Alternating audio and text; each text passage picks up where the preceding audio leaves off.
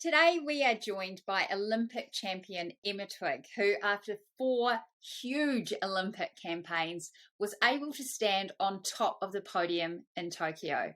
We go deep into what that campaign really meant to her and what it was all about. So I really hope you enjoy this chat. Okay, welcome Emma Twigg, Olympic champion, to Cultivate Conversations. Opportunity for us to reflect on your Tokyo campaign, hear what's potentially next. But welcome, Twiggy. How are you going? Thanks, Sis. Man, I forgot my t-shirt. I'm not in uniform. I know. What's up with that? I know. Didn't get the memo. It's all right. That's all right. I forgive you. So where are you calling in from?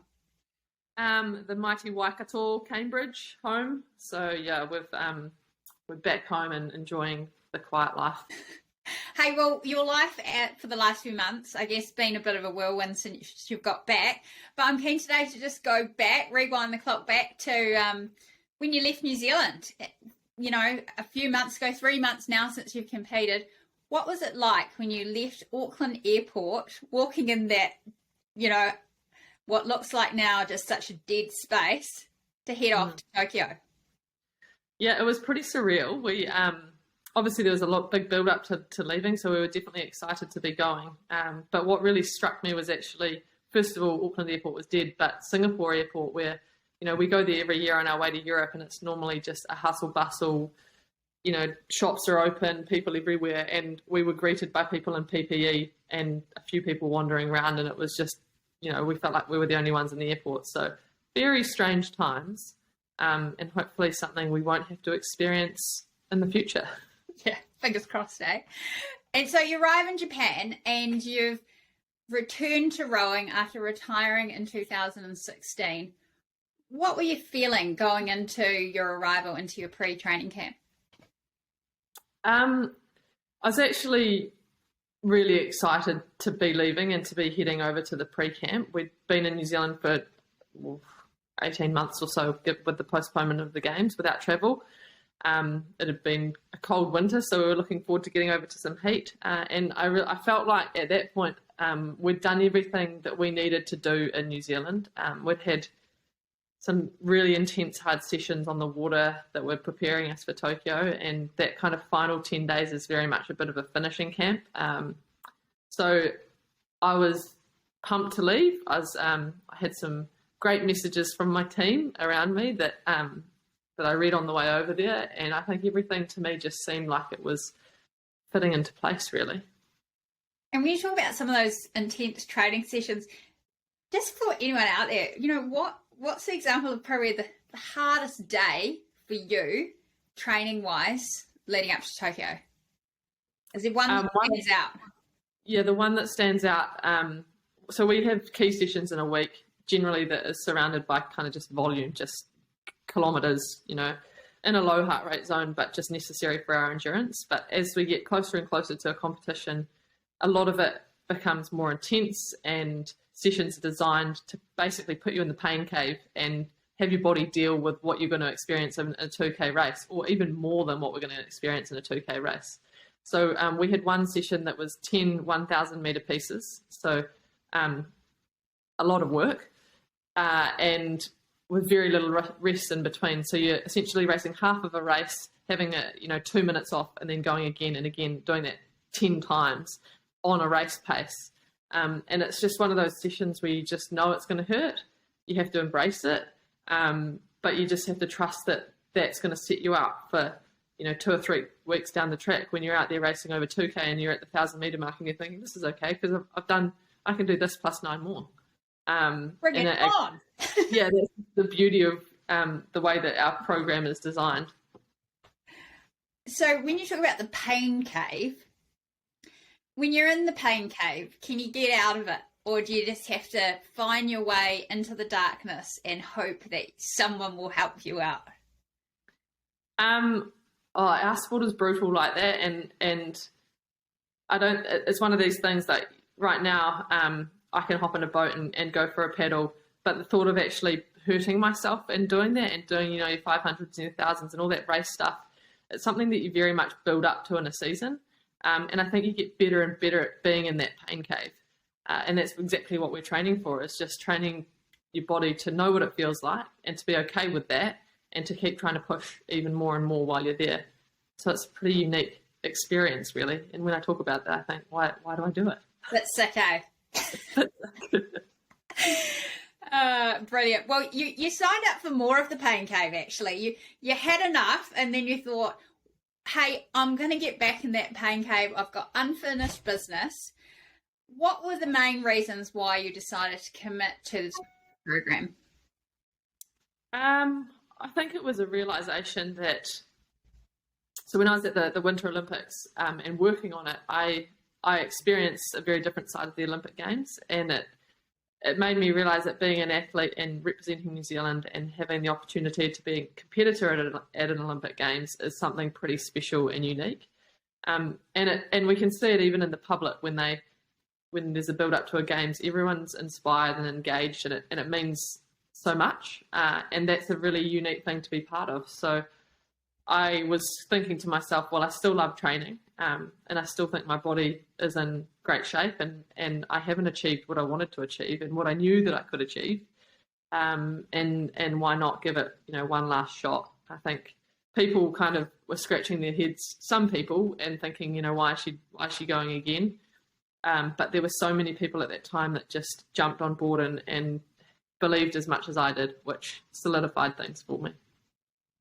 Well, it turns out you did inspire the nation, actually, and you did achieve what you thought was always possible and what many people thought was possible of you in a boat as a single sculler. Let's go back to now leaving your pre-camp in Biwa and arriving in the Olympic Village. Now, this is the fourth time that you have entered in a New Zealand team Olympic Village, in the Olympic Village. Who's that? There's T. Oh, kia ora, T. We're doing a podcast. Another sporting legend that just popped in the door. Oh, sorry. I'll interview her next time. People in your bubble. Oh, no. Now go away and be quiet. Oh, sorry. Carol. So we've got to be one. For those of you who don't know, that's Tori Peters, who's currently in Twiggy's bubble and a training partner of yours. She's my billet. I've taken her under my wing. I'm feeding her and training her up. Brilliant. Okay, back to Biwa. Okay, so you come into the New Zealand, the village for the fourth Olympics.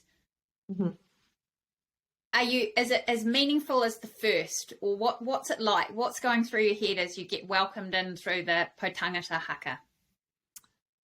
It was definitely a deja vu, for sure. We've been welcomed. I've been welcomed into a village like that 4 times now. It made me reflect on my first time going into the village in Beijing and how much of an amazing and special moment that was. And I think it's always special, but as you've done it before, you kind of know what's coming. And this time round, I had this extreme focus, I guess, on what I was doing, and it was equally as special. And we're welcomed, and we're giving up Ponamu, and the team's doing this haka, which this time round was very different to one we were using kamate in previous times, so it meant a hell of a lot more. We'd all been part of that process of learning that haka. So it was definitely really cool, but it was also a little bit strange in COVID times. We're rocking in with masks, having been in our little bubble for a week, and really kind of unsure of how the next week or 2 would unfold from that perspective too. But it's something that I'll always remember, those welcomes into the village moving forward. So you settle into village life. Quite quickly you establish what is the best meal at the dining hall, potentially.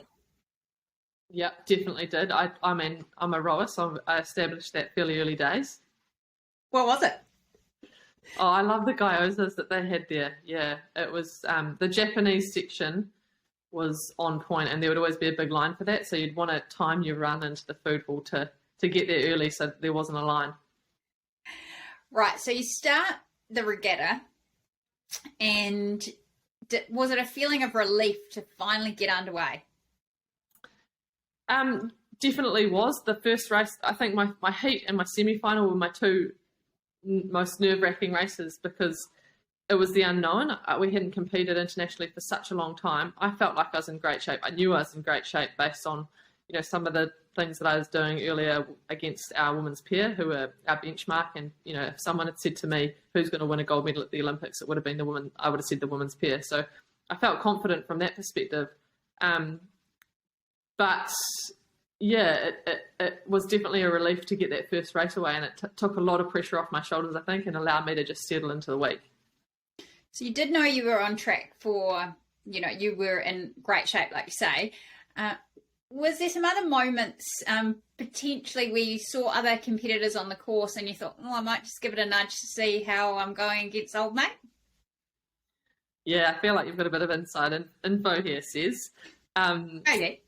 Absolutely, yeah. I mean, I'm actually, my team said to me before I leave, you just have to focus on what you're doing. Like, don't worry about what the competitors are doing. If you're on the warm up course, who gives a hoot what they're up to? But the competitor in me always gets a little bit of you need to give it a little squirt and see how fast you're going. And there was definitely a moment when I saw one of my biggest rivals, and I knew she was kind of doing something similar to me, so I played her game for 1,000 metres or so, and it became pretty obvious to me that my boat speed was significantly better than hers, so that was a nice feeling.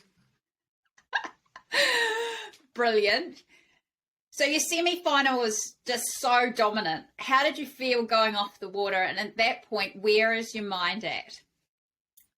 Yeah, it was quite a cool one, actually, because the quarterfinal of all my races was probably the most dominant in terms of time between me and the second place, but I didn't feel that they reflected the best in the field. So while I felt in control and dominant, the semi-final, like I said before, I was really nervous for it because it was the people that I believe would be the biggest threats for the medals come finals day, except for my Russian friend, Hannah, who I'd never raced before in my life, and I knew she would be a real threat.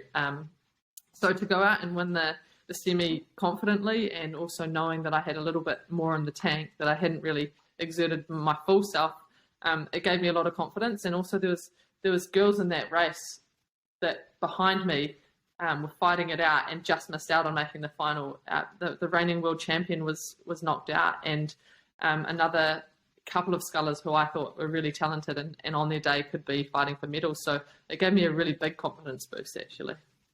Are you friends within the single sculling community, or is it mutual respect for their ability to go into the pain cave and just a friendly nod rather than hey buddy around the race course?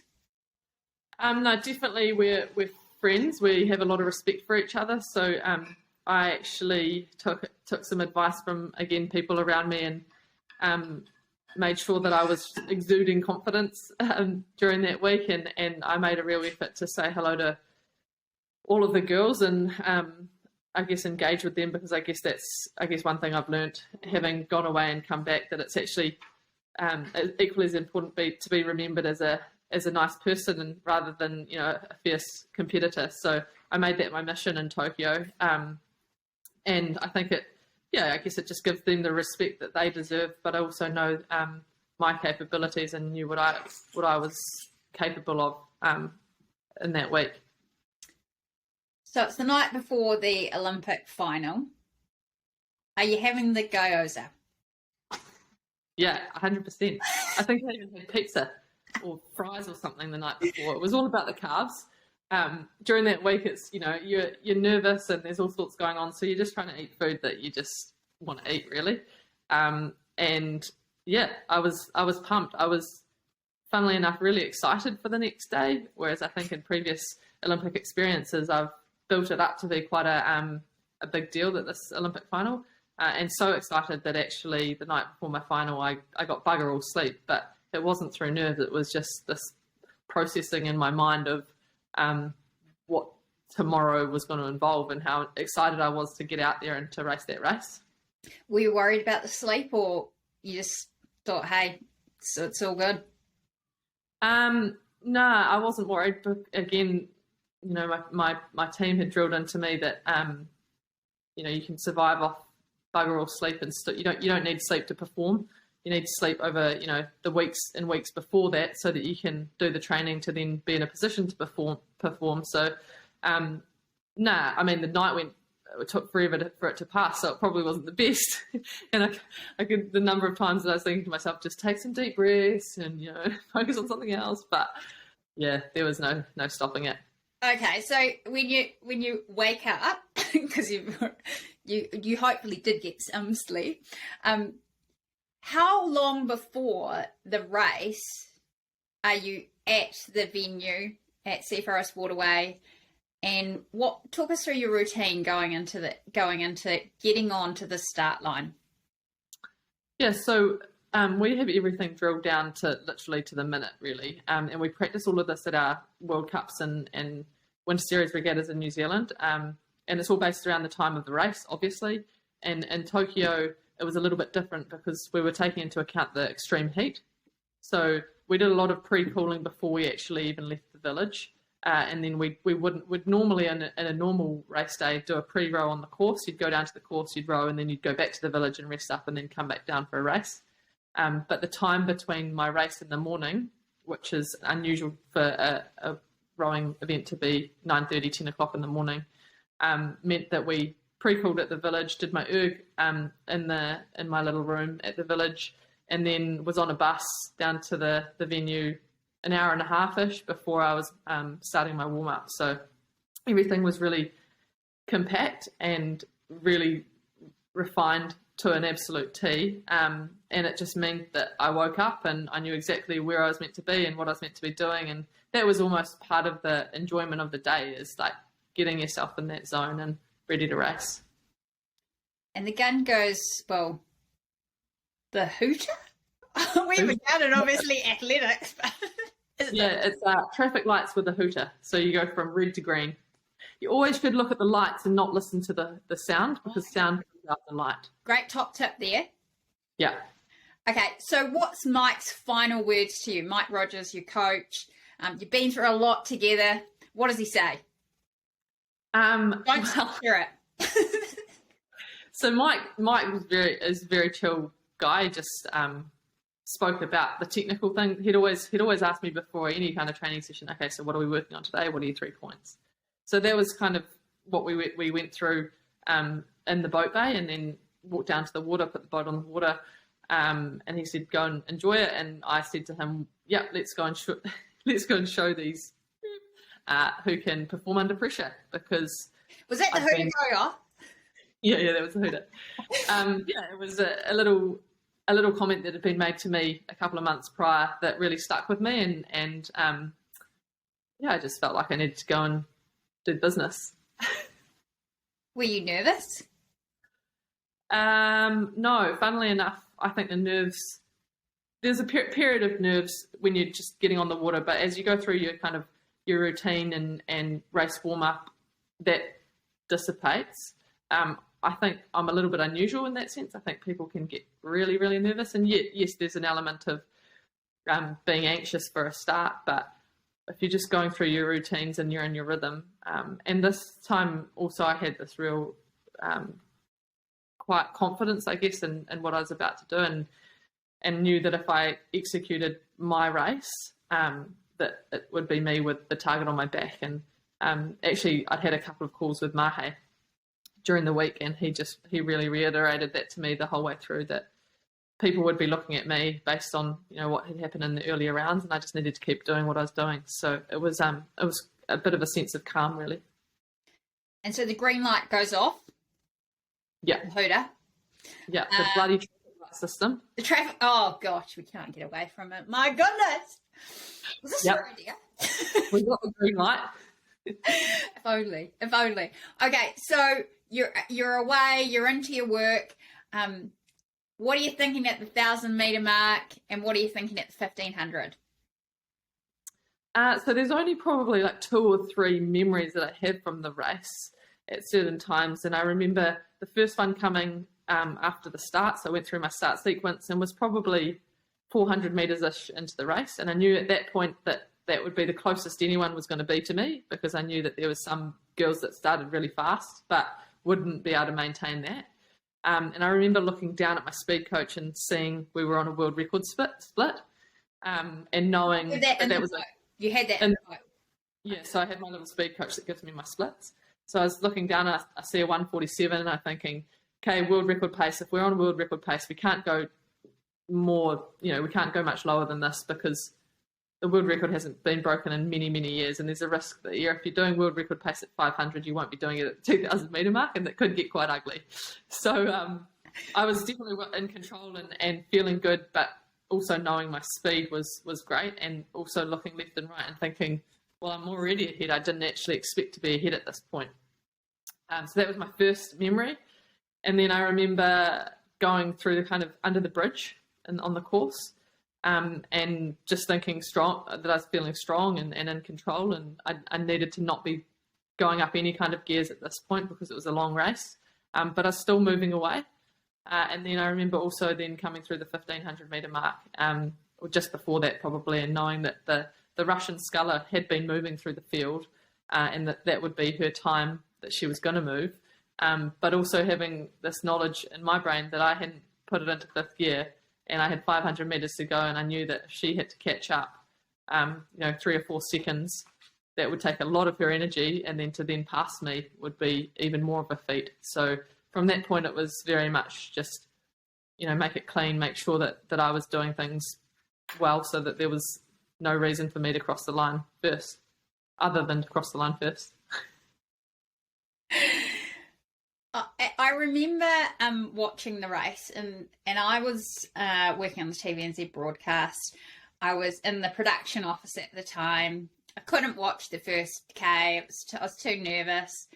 My husband Gus has been part of your team, so and knowing you for so long, when you started looking around at the end, were you just like, hurry up, finish line? Yeah, definitely. It's a really long race to sit through. I feel sorry for the people. I've watched the race again with a video of my parents, and I'm like, man, this is taking a long time. And I knew what I was thinking in this at each point, but then I witnessed their reaction, and they're like, come on, Emma, hold on, and just all this craziness. And I'm thinking, I had it under control, man, just chill. But 250 to go, you definitely know that if you've raced properly, that's when things really start to hurt, and you've got to really grit your teeth. And I'm always often looking out of the boat. In fact, that race was one of the races where I looked out of the boat least. So I remember crossing the line in Tokyo and not having, I didn't hear a buzzer, and I didn't realise until probably 2 strokes over the line that I'd finished, because I was just that focused on just putting strokes in and just getting to the finish line, which is why I don't think there was any massive celebration from me, because I was a little bit unreal. Yeah. So when you did cross the line that you actually thought was the finish line, it was the beep of the second place getter, so there was a pretty big distance between me and her. You're like, phew, that's her, okay, not me. Yeah, I was like, that's her beep. Okay, so my beep's been. Yeah. We're good. Yes. I'm done. Stop rowing. Okay. So what is the feeling like? Can you remember it? Tell us about it. Yeah, I definitely I remember saying to myself, holy shit. I just kept going through my brain, because it was surreal. I knew that I had the potential to do it, but to actually have crossed the line and ticked that box, I guess I had this real sense of pride that's I achieved what I always knew that I could. But my mind also straight away went to, I ended up kissing my ring, because I guess it was about those people that had been part of that with me.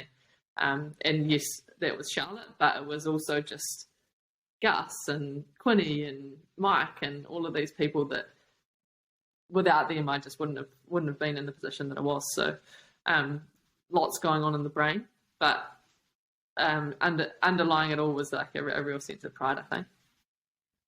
Let's just go back now and think about your journey. So you missed the A final in Beijing at your first Olympics. In London, you're coming in hot. You get 4th by 3 seconds. In Rio, you've got a world championship behind you and you come forth by 0.3 of a second. And in Tokyo, you cross the line in such a dominant fashion. Is there a huge sense of relief in that moment? Yeah, definitely. And I guess satisfaction that I hadn't been kidding myself, because I guess people could have looked at my career and just thought, oh, a perennial fourth place getter, she's not got what it takes. You need the X factor, or you need this or that, and she doesn't have that. But in my mind, my results had been a reflection of things that I hadn't done well, or that I'd learnt from in London. I think Beijing, I was just young, and to have won a medal in that Olympic Games would have been something pretty special. London was a real disappointment, and again, Kim Crow came into that event racing a double and a single, and she qualified at the last chance regatta. So my world ranking without her there would have probably had me in the medals. So there's all sorts of things that kind of come into these Olympic experiences: weather conditions, going away and studying and having the boat not qualified before Rio, decisions that I'd made, and I guess decisions that I'd weighed up the pros and cons of. So this one was probably my most straightforward build up to it, even though I was coming into it 2 years down the track. I really went into the campaign making sure that all the decisions that needed to happen needed to be me and the people around me.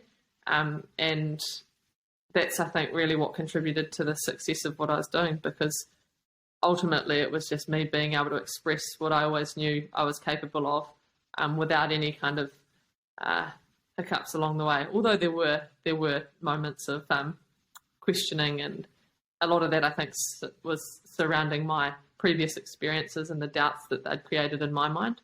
And I had to overcome that, I guess, to be able to perform in Tokyo. So do you think you've put those demons to bed? Yep, I think I have. I think it's in my nature to always question and wonder and doubt my abilities.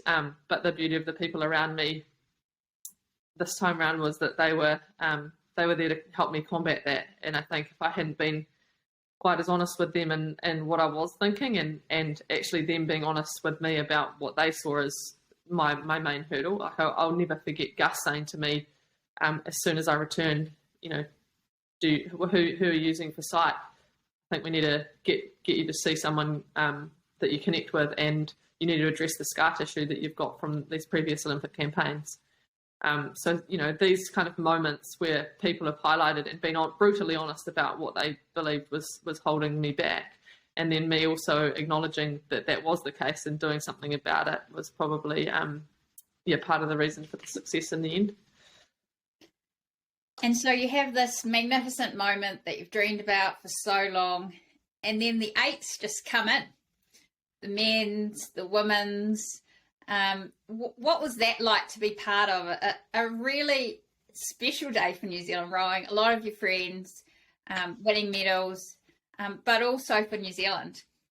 We were buzzing back in New Zealand, but I mean, what was it like being there?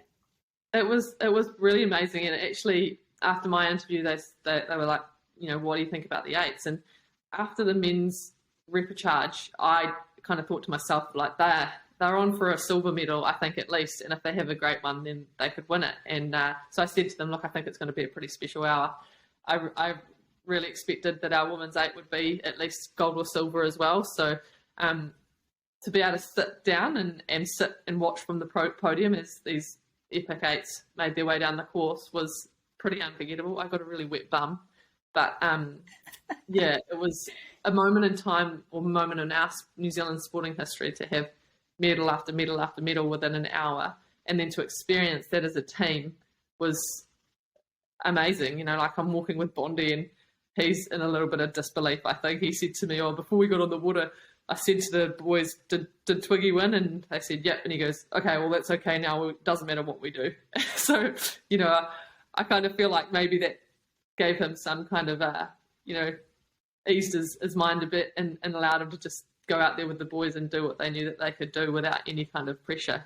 And they absolutely nailed it. So it was a pretty epic part of sporting history, I think. It's so funny that you say that because I've heard, that's the focus of Bondi, obviously, but I've heard other stories of the men's 8 doing their warm up, going down the course and seeing you smashing it and just being so inspired by that moment. Yeah, well, I mean, I guess for all of those guys in that boat, I even me watching the women's pair win the day before, we know what everyone in our team has been doing, and we know the work that everyone's put in, and we know it's all the same. So, if your mates are winning, then it gives you the confidence that you've done what it takes as well. And we have a prognostic sheet that every single day ranks us against each other, and we're all around the same percent. So, why would we not take confidence from that? So, I mean, I think you've still got to line up and do the deed, but definitely our team grew in confidence as the week went on, and those boys especially. I mean, they executed the perfect week in terms of losing in a heat, coming back to the repechage, and then doing what they did in the final. So yeah, impressive all round. It was an amazing hour. We had Eric Murray in tears in our studio. We had across to Mahe, and just so emotional seeing. This was after you, let alone the 8s. What was it like for you when you potentially heard about these, massive icons of New Zealand rowing, your mates? Like you say, you've been through the pain together. You've all suffered together, and you'll always have that respect and friendship because of that. What was it like seeing that emotion from them? Yeah, it was pretty unreal, really. I was actually shown Eric's video fairly soon after my race, and I thought it was pretty special because I didn't actually realise how invested they were in what I was doing. They've obviously been great friends of mine throughout my entire career. Eric's been on the team the whole time. Mahe and I have spent many, many times riding up Alps and things in Europe, and he was on the phone to me after every race over that week in Tokyo, and I'd spoken to Eric before I left, given him a box of beers and said, basically, come on, tell me what the secret is, what's the secret sauce? So I feel like they were slightly invested in this week as well, and just, I guess they knew that I'd spent, 15 years of my life pretty much doing exactly what they'd done on the water. That London campaign, I was their training partner, but without the same accolades as them. So I think if I was in their position too, I'd probably be a bit emotional as well. She's finally cracked it.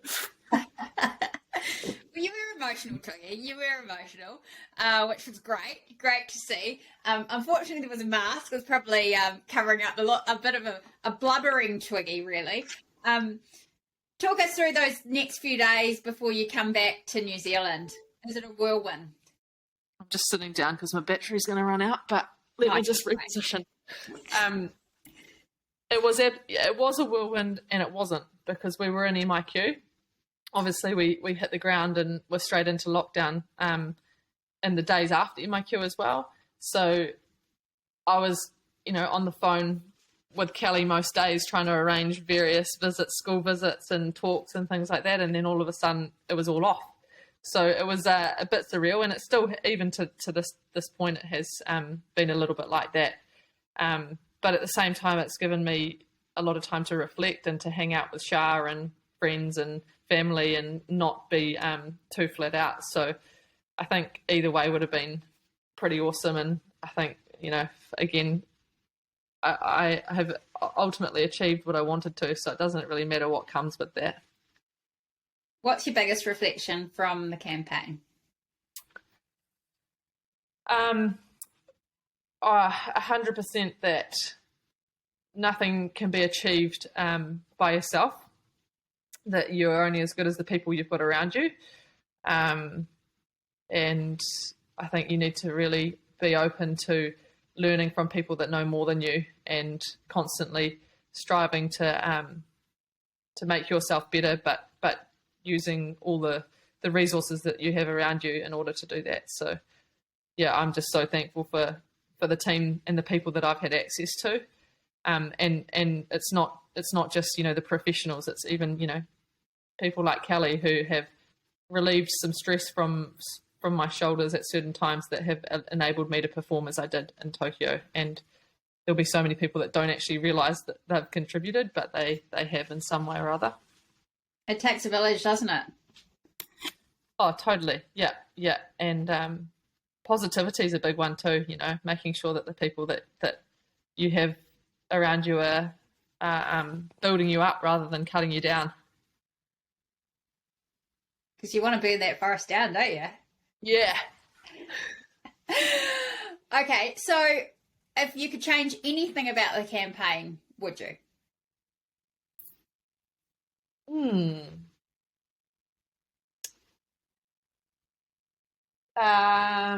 Yep. I think there's always things that you can do better. But then hindsight is also a beautiful thing as well. There's moments that I wouldn't want to go through again. The fatigue that I had before over kind of the Christmas period leading into the year of the Olympics, things like that I wouldn't want to experience again. But I think they also taught us some really valuable lessons. Arriving in Biwa and my boat not quite being set up to how I needed it or wanted it, I would probably like to reclaim those 2 days of training. But at the same time, again, it was an example of how our team worked and the trust that we had in each other. So I think there's always things that you can improve, but there's also lots of learnings you can take from those moments as well. Okay, and if you were to tell yourself a message going into Beijing now, 2008, a gem of advice going into your first Olympics, what would it be? For that particular games, it would have been just enjoy yourself. Go there, understand that you're young, that being in Olympic Games is an absolutely amazing thing, especially for your first time, and just enjoy everything that the Olympics is and that it embodies, and don't be. I mean, I remember being devastated with missing the final at that Olympics, and that in a way influenced how I enjoyed the following week. While I did enjoy myself a lot, and there was a lot of good times had, I think if I'd approached it as more of an experience and learning, then it would have changed that. But I guess that also kind of highlights the competitor that I am and the desire that I have to be the best. Gift and a curse. Yeah, so there was no really after celebrations this time. That potentially does happen, maybe a few lemonades at the Olympic Games. I know the rowers are always up for a good time after they've finished their first week. But did you have a chance to celebrate with your team before you were all isolated in MIQ? We did have a team function, but it was bizarre because I felt like after a big world champs or something, you definitely let your hair down and go for it a bit. But I just felt this real sense of achievement and pride and satisfaction almost, that I just didn't really feel the need to have too many lemonades. So I really enjoyed the evening and reflecting on what we'd done. But I think I'm definitely keen for a celebration when we're all out of lockdown and are back together as a team. Well, hopefully that's not too far away. Hey, Twiggy, I'm conscious of time, but I've got a quick fire 5. One answer you have said, so we're going to change that already. So, best souvenir from Tokyo? The little toy that got put on our flowers on the podium. Best meal, apart from the gyoza? The meals that we were given at the hotel in our holding camp, like complete traditional Japanese style, delicious, bit of everything. Bento box. Roommate? I didn't have a roommate, but person within my my flat in the Olympic Village. I'm gonna go equal with Caroline McManus and Phoebe Swartz. Best meal on return to New Zealand? My wife's panko crumb chicken. Yum. Can confirm Shara is an excellent cook. Right, and finally, plans for summer. Enjoy the summer, enjoy New Zealand, and enjoy the privileges of just working on my body because I'm an athlete all summer. Just enjoy life and seeing family and friends and exploring our backyard.